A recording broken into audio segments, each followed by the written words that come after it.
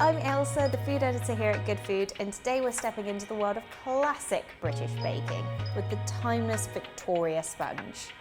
I'm going to show you how to make one that's light, fluffy, and packed with jam. Are you ready to master it? Let's get started.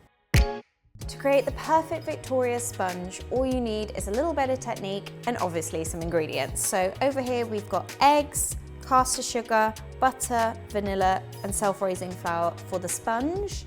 And then just to finish it off and fill it, we've got raspberry jam, double cream, and some icing sugar. So whilst everyday cooking is about tasting and adapting, cake making is all about precision. And nailing it means knowing what to look for at each stage and why you're doing each step. Generally speaking, there are 4 methods of cake making. There's rubbing in, which are things like pastries, scones, there's melting, creaming, and whisking. Today we're using the creaming in method, which is very common in sponges.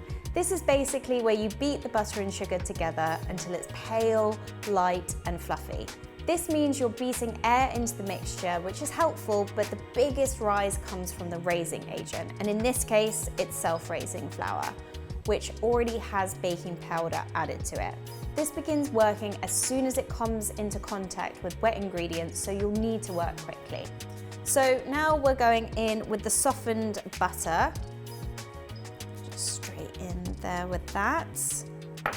The vanilla, and then the caster sugar. So cakes are less likely to split when everything is at room temperature, including your eggs.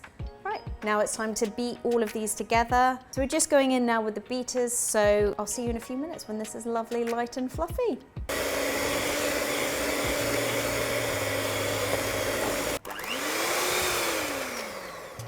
So this is the kind of consistency and colour you're looking for. It's gone very, very pale in colour, and it's really moussey and fluffy, and you're now ready to add your eggs. So you can do this with a wooden spoon. You're just going to need to really get some arm muscle in there if you don't have electric beaters. So once we've reached this lovely fluffy texture, we're going to add in the eggs one by one, beating really well after each addition. So this is the texture you're looking for after you've added all of your eggs. It's really glossy, thickened, and rich. You add the eggs one at a time just to make sure the mixture doesn't split. If it does happen to split for you, for instance, if your eggs are coming from the fridge, just add in a tablespoon of flour and it will bring it all back together.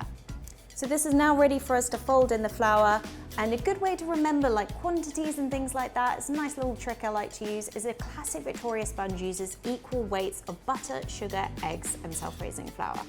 So in with the self-raising flour, and then in with just a nice little fold.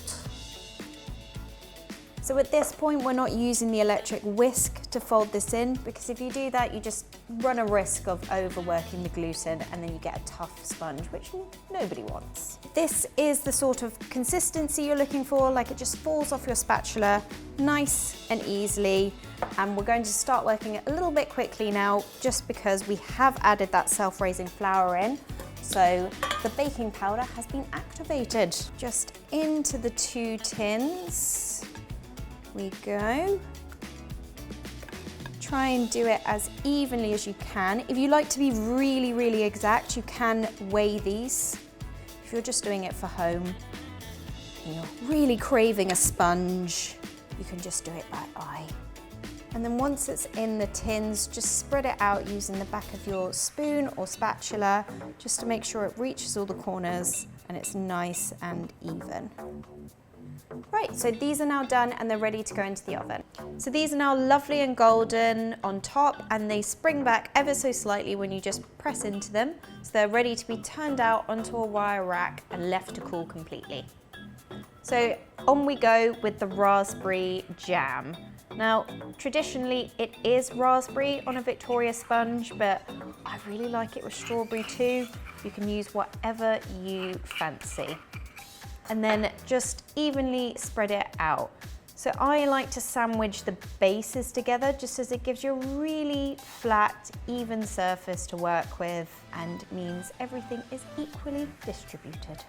And then here we've just got some double cream that I've just gently whipped, and we're going to top with that. You can use a nice vanilla buttercream as well. That will help the cake keep for longer, and it also means you can leave it out on the side, as with fresh cream you'll need to either eat it immediately or keep it in the fridge. Again, we just carefully eke this out to the sides. Don't want to go straight in sloshing it about. Just make sure it's even all over the top. And now we're ready to sandwich them together. And just carefully on with the top. And we're just lightly, very, very lightly, not squidging, just lightly pressing it down just to make sure it sticks together. And now we're ready for a nice dusting of icing sugar. Now over we go with just a little bit of the icing sugar. Just chuck it in, sieve it over. I like to be quite generous because I think it just looks really lovely. And would you look at that? A gorgeous classic Victoria sponge. Excellent texture in the sponge, beautifully nostalgic, and an excellent tea time treat. So good. If you enjoyed this recipe, hit the like button and share it with your friends. Thanks for watching. You can get the full recipe in the description, and don't forget to like, subscribe and hit the bell icon for more recipes. Visit goodfood.com or download our app and drop a comment below. What's your favourite classic bake? Until next time, happy baking!